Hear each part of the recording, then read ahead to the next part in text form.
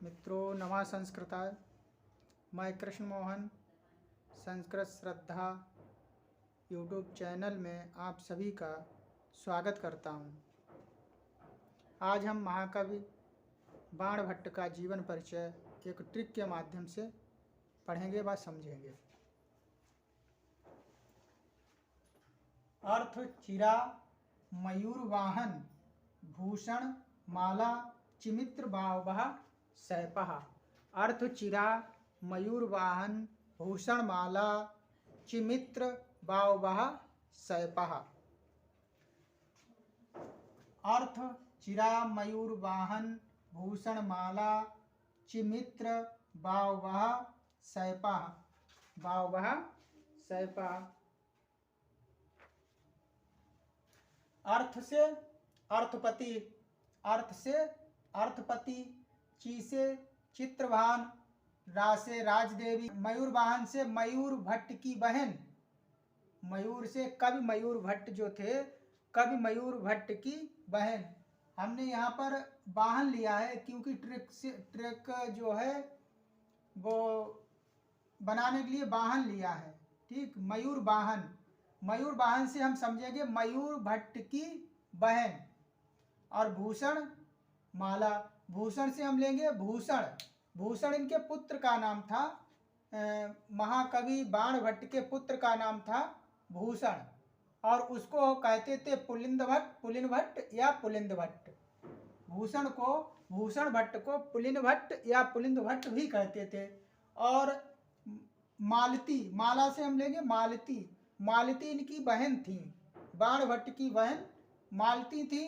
और इनके दो भाई थे जो चिमित्र, चिमित्र, ची से चित्रसेन और मित्र से मित्रसेन, ची से चित्रसेन, मित्र से मित्रसेन, ये दो भाई थे इनके।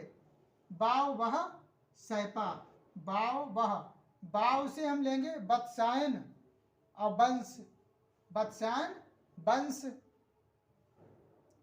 भाव से हम लेंगे, पहले बा से हम ले लेंगे बातस्सायन, बातस्सायन। दूसरे से लेंगे हम वत्स और तीसरे से ले लेंगे वंश, यानी बातस्सायन और वत्स वंश। इनका वंश था बातस्सायन या वत्स वंश था। और ये ब्राह्मण थे, इनकी जाति भी जाति ब्राह्मण थी। और सैपा, सै से हम लेंगे शैव, इनका ये शैव संप्रदाय के थे, ये शैव संप्रदाय के थे। और पासे पांचाली, पांचाली इनकी रीति थी, पांचाली इनकी रीत थी। तो अर्थ और आराम से याद भी हो जाएगा। अर्थ चिरा मयूर वाहन भूषण माला चिमित्र बावह सैपा। अर्थ चिरा मयूर वाहन बावह सैपा। अर्थ से हम ले लेंगे अर्थपति, ची से चित्रभान, रा से राजदेवी, मयूर वाहन से मयूर भट्ट की बहन, भूषण से भूषण पुत्र हैं, यानी भूषण भट्ट जो है इनके पुत्र का नाम है और उन्हीं को हम कहते हैं पुलिन भट्ट या पुलिंद भट्ट।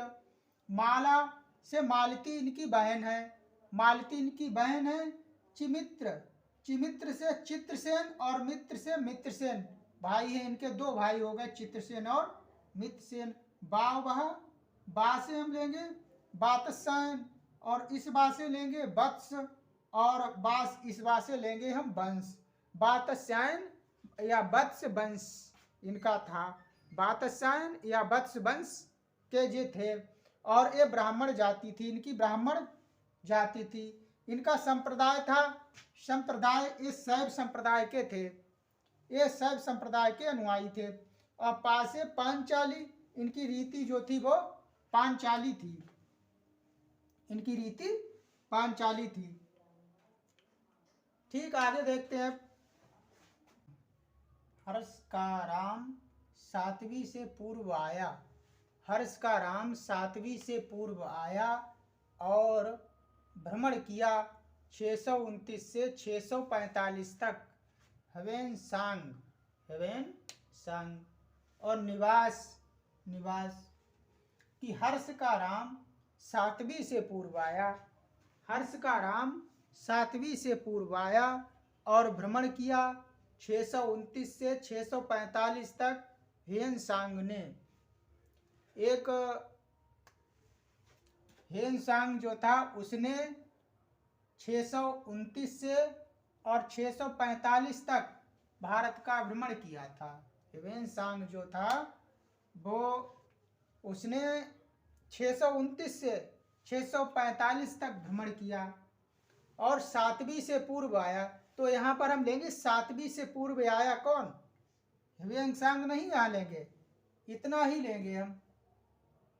भ्रमण किया 629 से 645 तक ह्वेनसांग ने भ्रमण किया और 7वीं से पूर्व आया। तो एक ट्रिक के माध्यम से हम समझेंगे 7वीं से पूर्व आया का मतलब है कि बाणभट्ट का जो समय है वो 7वीं शताब्दी का पूर्वार्ध है। बाण का जो समय है वो 7वीं शताब्दी का पूर्वार्ध, भाई बाण का समय 7वीं शताब्दी का पूर्वार्ध। और उसी समय जो है इनका राज्याभिषेक हुआ था हर्ष का। तो उसी वजह से अनुमान लगाया जाता है, विद्वान लोगों ने अनुमान लगाया है कि हर्ष का राज्याभिषेक हुआ 606 ईस्वी में। हर्ष का राज्याभिषेक 606 ईस्वी में हुआ और इनकी मृत्यु 648 ईस्वी में हुई। इनकी मृत्यु 648 ईस्वी में हुई।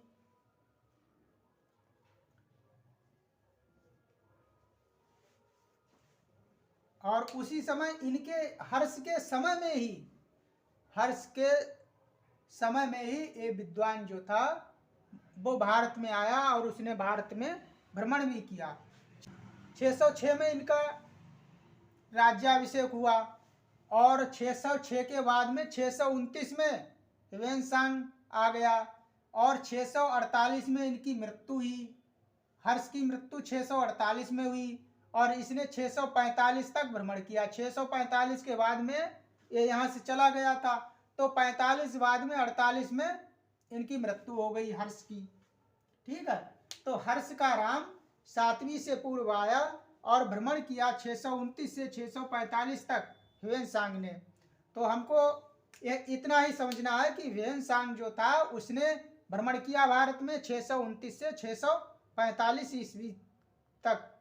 और 7वीं से लेंगे, 7वीं से पूर्व आया, यानी 7वीं से पूर्व आया का मतलब है कि बाणभट्ट का जो समय है वो 7वीं शताब्दी का पूर्वार्ध है। और हर्ष का राम कि हर्ष का रा से राज्याभिषेक और माँ से मृत्यु। तो हर्ष का राज्याभिषेक हुआ था 606 ईस्वी में और इनकी मृत्यु हुई थी 648 ईस्वी में। ठीक, अब देखते हैं कि निवास, इनका निवास कहाँ है। निवास से हम ना से लेंगे सोन, ना से हम ले लेंगे, पकड़ लेंगे सोन नदी। और सोन को हम सोन भी कहते हैं, सोन नदी भी कहा जाता है इसको। सोन नदी को सोन नदी भी कहा जाता है। तो सोन नदी के पास प्रीतकूट नामक ग्राम है। सोन नदी के पास एक प्रीतकूट नामक का ग्राम है। और वर्तमान समय में इससे लेंगे हम वर्तमान, बाद से लेंगे वर्तमान में बिहार। यानी वर्तमान में रह रहे हैं वो कहाँ, आरा बिहार में। वर्तमान में आरा बिहार में रहते हैं वो। और शाहाबाद में, आरा बिहार शाहाबाद, वर्तमान में वो इस समय स्थान जो है उसको कहते हैं आरा बिहार शाहाबाद में है इस समय। एक काफी पहले की बात है, तब उस सोन नदी के पास उस गांव का नाम था प्रीतकूट नामक ग्राम था। और इस समय यानी वर्तमान समय में उसी प्रीतकूट नामक ग्राम को आरा बिहार शाहाबाद के नाम से जाना जाता है। वो उसका ये मान लीजिए कि वो इस समय इसका आधुनिक नाम है आरा बिहार शाहाबाद में। जो शाहाबाद है वहाँ आरा बिहार नाम से जो स्थान है वो प्रीतकूट नामक ग्राम ही है जहाँ के निवासी थे बाणभट्ट। ठीक है, हर्ष का राम राज्याभिषेक 606 ईस्वी में मृत्यु इनकी हुई 648 ईस्वी में। 7वीं से पूर्व आया और भ्रमण किया 629 से 645 तक। ह्वेनसांग ने निवास इनका है सोन नदी के पास प्रीतकूट नामक ग्राम, वर्तमान में आरा बिहार शाहबाद में। ठीक है, अब और देखते हैं आगे। बाण का हर्ष चंडी मुकुट पर, बाण का हर्ष चंडी मुकुट पर, ये बाण की रचनाएं हैं, इन्होंने रचनाएं की हैं, तो वे बाण की रचनाएं हैं कि बाण का हर्ष चंडी मुकुट पर। बाण का से हम लेंगे कादम्बरी, कादम्बरी क्या है? कथा है, कादम्बरी कथा है। और हर्षचरित से हर्षचरित आख्यायिका है, हर्षचरित आख्यायिका है। चंडी से क्या है? चंडी शतक एक मुक्तक काव्य है, चंडी शतक एक मुक्तक काव्य है। और मुकुट से हम लेंगे मुकुट ताड़ितक, मुकुट ताड़ितक और पर से पार्वती परिणय, इनके नाटक हैं दोनों। तो कादम्बरी, का से कादम्बरी कथा, हर्ष से हर्षचरित आख्यायिका, चंडी से चंडी शतक मुक्तक काव्य, और मुकुट से मुकुट ताड़ितक नाटक है, और पर से पार्वती परिणय भी नाटक है इनका।